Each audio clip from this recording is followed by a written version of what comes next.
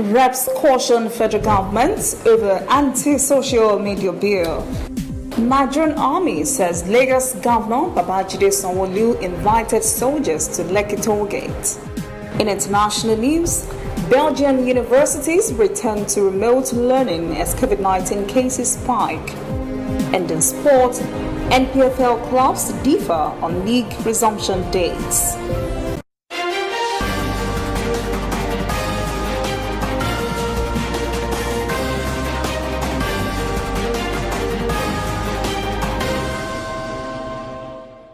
This is ANN News.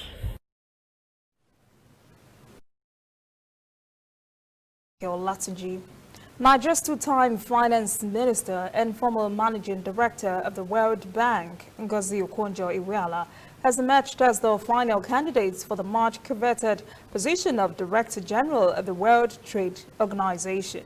She polled 104 votes from 164 member countries to defeat a rival, South Africa, South Korea's trade minister, at the final stage of the race. With the development, she may become the first African male or female to lead the World Trade Organization. Reports indicate the United States may not be in support of this decision.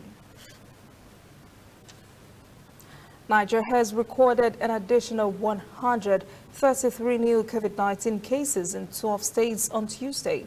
This advances the total number of infections in the country to 62,224. Nigeria's Center for Disease Control reports 3 more deaths on Tuesday as a result of complications from the disease, raising the total number of fatalities to 1,135. Of the new figures recorded, Lagos checked 15 cases, FCT recorded 15, Plateau 11, Kaduna, Oyo, Rivers, Ogun, Edo, Imo, Kwara, Delta, Kano all recorded cases in single digits. Exactly 7 days after the Lekki shootings, the Nigerian Army now says Lagos State Governor Babajide Sanwo-Olu invited soldiers to the protest scene at Lekki toll gates. The Army admitted this after several denials by both the military and Lagos State Governor Babajide Sanwo-Olu over the involvement of the military in the shooting and killing of protesters. Acting Director, Army Public Relations, 81 Division of the Nigerian Army, Major Oshoba Olaniyi, says the state government called in the military to restore order. Governor Sanwo-Olu had earlier blamed forces beyond his control for the attack and insisted he had no authority over military engagement. The governor reacted to the army statements in a tweet saying, quote, "We have to be very careful in making a careless statement. It is a very sensitive issue," end quote. Pan-Niger Delta Forum is asking President Muhammadu Buhari to take full responsibility for the shootings of peaceful #EndSARS protesters at the Lekki toll gate in Lagos. PANDEF has also called on Buhari to order the immediate commencement of actions to bring perpetrators to book. The forum said in a statement by its spokesman, Ken Robinson, it supports earlier calls by the Catholic Bishops' Conference of Nigeria for a thorough investigation of the incident in Lagos. PANDEF further emphasized that it is a threat to the nation's democracy if Governor Babajide Sanwo-Olu truly did not have a prior knowledge of the incident. The group says it also raises questions on the viability of the nation's security architecture. As we reported in the last story, the military has now said Lagos Governor Sanwo-Olu invited soldiers to the riot scene to restore order. The House of Representatives has warned the federal government against clamping down on free speech and press freedom through social media bill. Chairman, House Committee on Information, National Orientation, Ethics and Value, Olusegun Odebumi, says the Nigerian government should apply a technology that can regulate the social media and still allow the cyberspace in the country to work. Minister of Information and Culture, Lai Mohammed, says the country is sitting on a keg of gunpowder if the issue of fake news is not urgently addressed. The minister says the biggest challenge facing Nigeria today is fake news and misinformation. Mohammed says regulation of social media in the country is important. Fish provides more than 60% of the world's supply of protein. It also plays an important role in the socio-economic development of Nigerians, although it contributes to the nation's economic growth through the gross domestic product. Domestic fish production is far below the nation's demands. Correspondent Kelechi Mekalam has the story. Sawing and hammering, one piece after another. Effiong Okon piecing all the elements together. He's been in the boat-making business for over 3 decades. Depending on the size, Okon charges between $420 to $500 for just the wooden boat.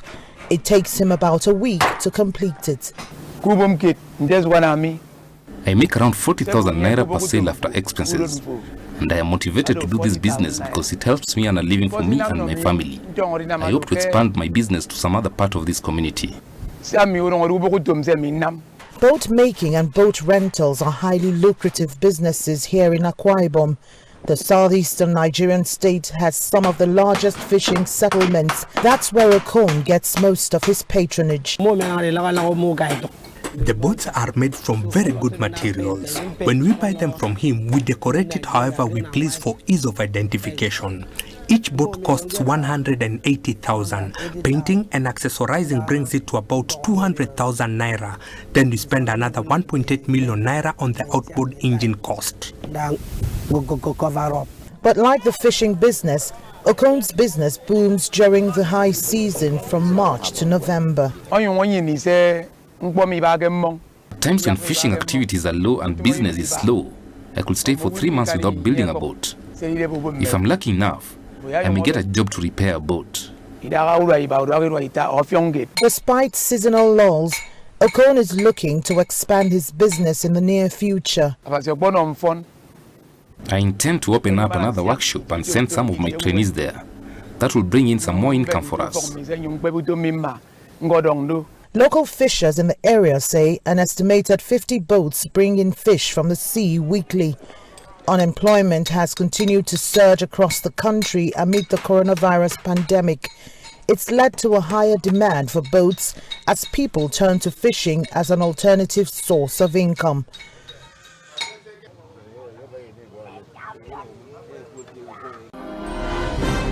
Coming up, African news. Ivory Coast in campaign mode as Saturday's presidential election looms. And later, international news. Belgian universities return to remote learning as COVID-19 cases spike.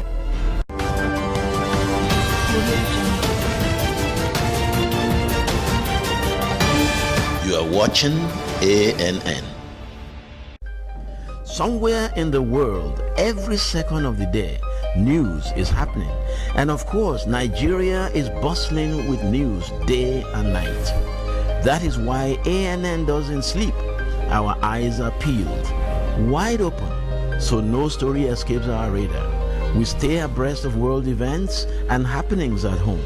We keep you up to the minute in the world of sports. We give you information to stay on top of your investments and all the hard facts you need to navigate your day.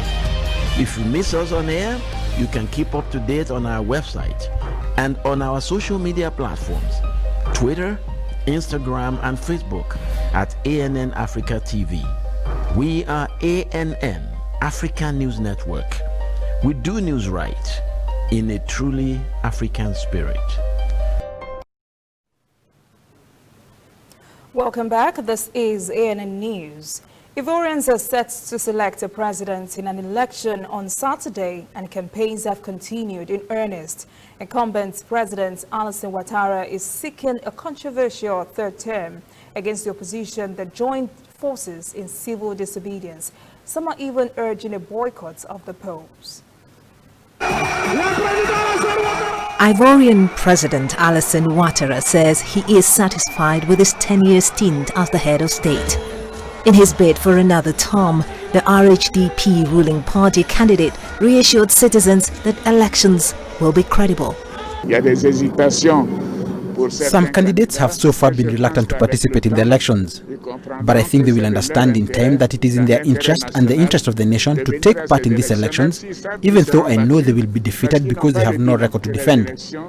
The elections will take place in good conditions. Supporters from varying sides say they are hoping for a peaceful electoral process. KKB is the candidate who embodies the true new political generation in our country. He's only 52 years old. He's vigorous, intelligent and available. We have embraced his vision and we support him.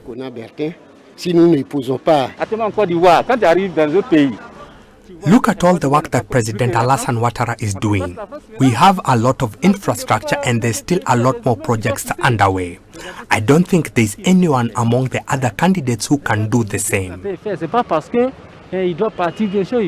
Opposition parties do not believe the conditions are in place for fair and inclusive elections. We want the Independent Electoral Commission to be reformed and the Constitutional Council to be headed by an authority that inspires confidence. That's to say, someone who can reassure us that the results of the ballot boxes are actually announced. We want everything to be done at the local level as well as the central level. The opposition party's call for civil disobedience has already led to clashes between demonstrators and police. With only a few days to go, many are waiting to see if the vote will indeed be held, and if so, what will be the political future of the country. Ghanaian President Nana Akufo-Addo has reiterated his government's commitments to assisting Ghanaian enterprises to take advantage of the African Continental Free Trade Area. The president made the statement while speaking in Accra at the recently held Second National Conference on the African Continental Free Trade Area. Correspondent Nabil Ahmed Rufai was there. The African Continental Free Trade Area begins in just 2 months, and this food processing company in Accra, Nkulenu, is ramping up production of canned palm nut soup. The firm hopes the new Africa trade deal will make it easier to export their products across the continent. Working with in Africa, is very tedious. Let me put it this way. The reason being that, the restrictions, some of the restrictions on the road, for instance, the borders before you get to Nigeria, if you don't have money, you can't cross it easily. Even though we are registered, we have every document, we have enough DAC and all that, but it's not easy for us to access the Nigerian market.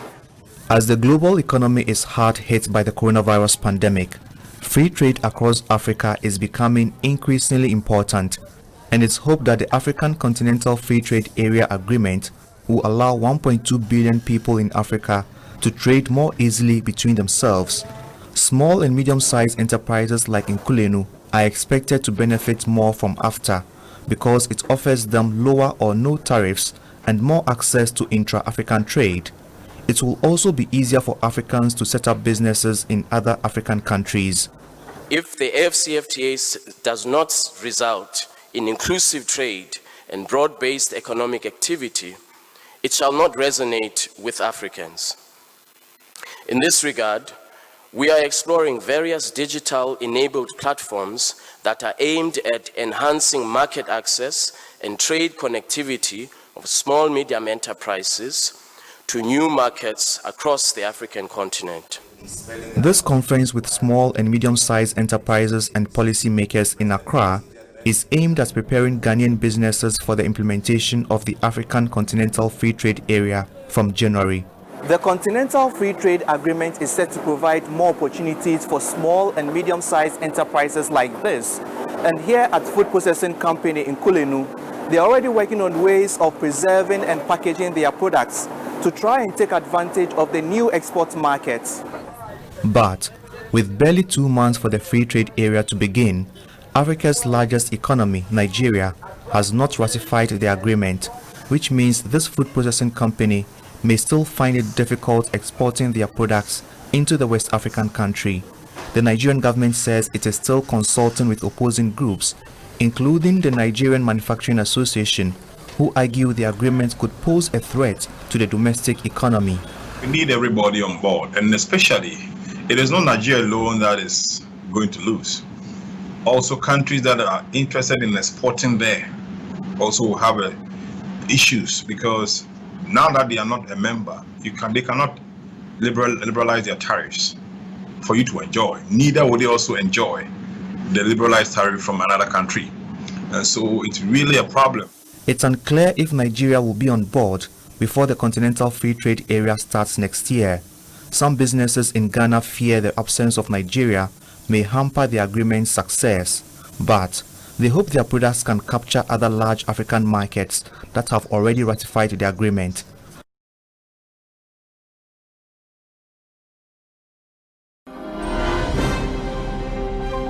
When we return, international news. Belgian universities return to remote learning as COVID-19 cases spike.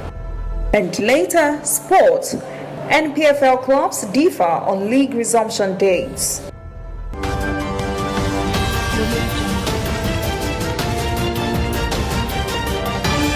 You are watching ANN.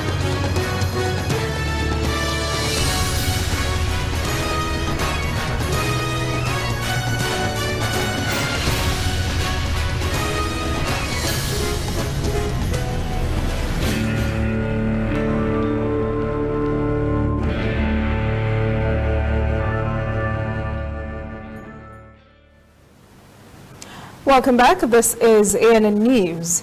Belgium says it is determined to keep its schools open while it takes other measures to counter the resurgence of the coronavirus, which is spiking at a sustained rate. So far, schools for younger students have escaped such drastic measures, but universities have decided to move their classes online once again. Correspondent Tony Waterman reports.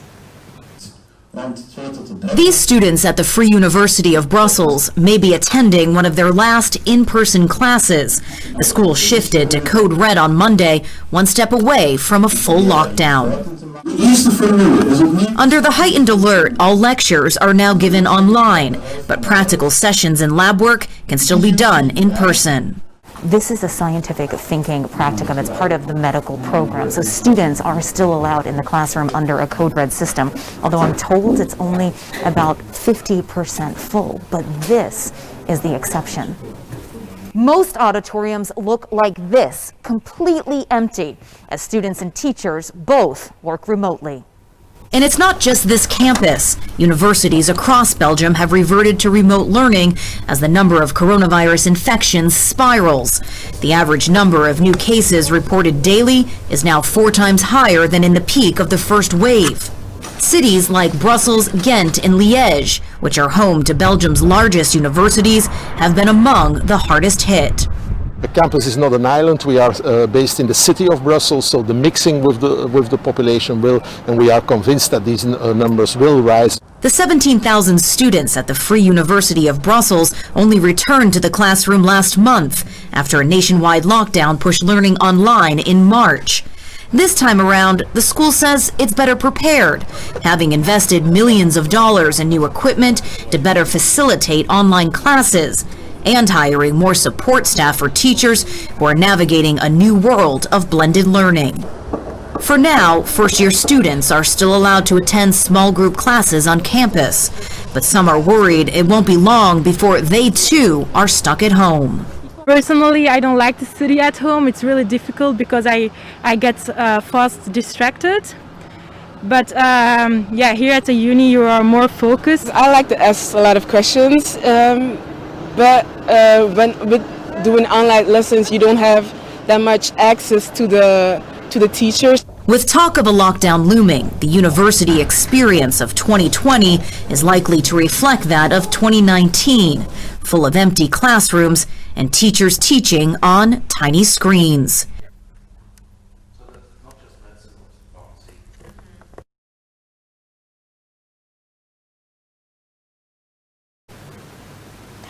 In 2016, immigration was a front-burner election issue in the U.S. for then-candidate Donald Trump, but it has taken a back seat in this year's election.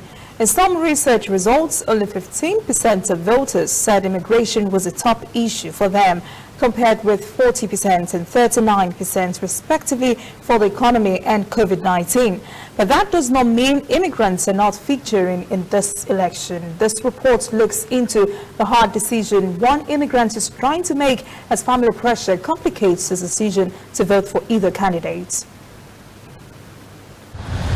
Restaurant owner Hamed Chaudhry does everything he can to keep customers coming in as what could be a second wave of COVID-19 threatens the country. Beautiful day in the neighborhood. Thanks for keeping us employed. Chaudhry seems everywhere. How are you, sir? In the kitchen, desserts. My very first job in the U.S. was at the Dunkin' Donuts. A Muslim who immigrated from Pakistan years ago, Chaudhry embodies the American dream, owning several properties in suburban Reading, Pennsylvania. Like all restaurant owners, the coronavirus had a chilling effect on his business. An undecided voter who supported Donald Trump 4 years ago, he praises the president for the stimulus package that provided him tens of thousands of dollars, allowing Chaudhry to keep his doors open. That was a blessing. It came in very handy. I was losing $18,000 a month. I needed that stimulus money. The financial assistance alone has Chaudhry leaning toward Trump, but Chaudhry also has a family living in an affluent neighborhood, and his children, 17-year-old Bilal and 13-year-old Zainab, give him a lot to think about as the election draws close. You see, everyone else in the family leans to the left. So her thing was Bernie is going to send her to college for free. That was not the thing. Oh, well, his thing was... That was also never my thing. You said that? Never I never happened. said that. Bilal isn't old enough to vote, but he has developed strong opinions. He wants gun control and continued funding for Planned Parenthood. I think politics in general have just become more mainstream this election, with Donald Trump taking everything to Twitter, and everyone my age has had to learn about politics, even if they didn't want to. Zainab goes to a private school, and she knows she's leading a privileged life. Zainab is trying to convince her father to think about those who do not have a voice. I really want, someone up there, someone to take more of a stand on climate change, because I feel like with everything passing by in our world, we've kind of forgotten it. Hamed's wife, Sana, is a physician working in family medicine. Trump's handling of COVID, the travel ban against Muslims, she says there are so many issues this election year, and she wants her children to soak up all the information they can. I work with people who actually have told me they have never voted, ever, and they really don't care. Because again, nothing affects them, their life goes on, and I don't want them to be that. We're in the Shillington Farmers Market. Chaudhry also owns and operates a market. It's stocked with international foods. In total, he says, he has about 100 employees. His business side wants 4 more years for Trump. But he says, as the father of 2 brown children, he shifts toward Biden. Hey, I think it's a strange time everywhere. It's a changing world. And he may change his mind several more times before finally casting his all-important ballot in this important swing state.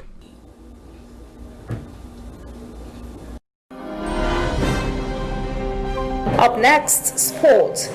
NPFL clubs differ on league resumption dates. Please stay with us.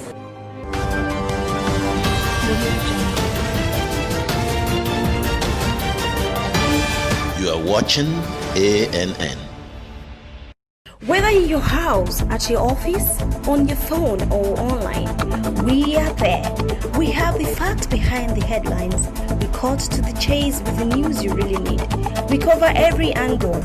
We are the bigger, better news network. We are African News Network. ANN. Watch ANN News on MITV from a truly African spirit. We are on the road every day, canvassing throughout Africa for news you really need. We follow the story everywhere, from every corner of Nigeria to the wide African expanse. We bring you what's making headlines. We connect you with news you can use. ANN, African News Network, in a truly African spirit. Welcome back. This is ANN News. In sport, Nigeria Professional Football League clubs are yet to agree on a new date for the resumption of the 2020-2021 season. The Nigeria Football Federation approved the new NPFL season to resume anytime from mid-November, but the league management company disagrees. The clubs were yet to reach a decision on when the season would resume. Confederation of African Football has shortlisted 4 Nigerian referees to officiate the 2021 Africa Cup of Nations qualifiers between Congo and Eswatini next month. CAF selected Joseph Ogabo to serve as center referee for the game in Brazzaville. Ogabo will be assisted by Samuel Pototakam and Efosa Igudia, while Lagos-based Quadri Adebimpe will serve as the reserve referee for the game. That is ANN News this evening. Thank you for joining us. For details on these and other breaking stories, visit our website, annafrica.news. Conversation continues on our social media platforms, Twitter, Instagram, and Facebook at ANN Africa TV. I am Olajumoke Olatunji. Have a pleasant evening.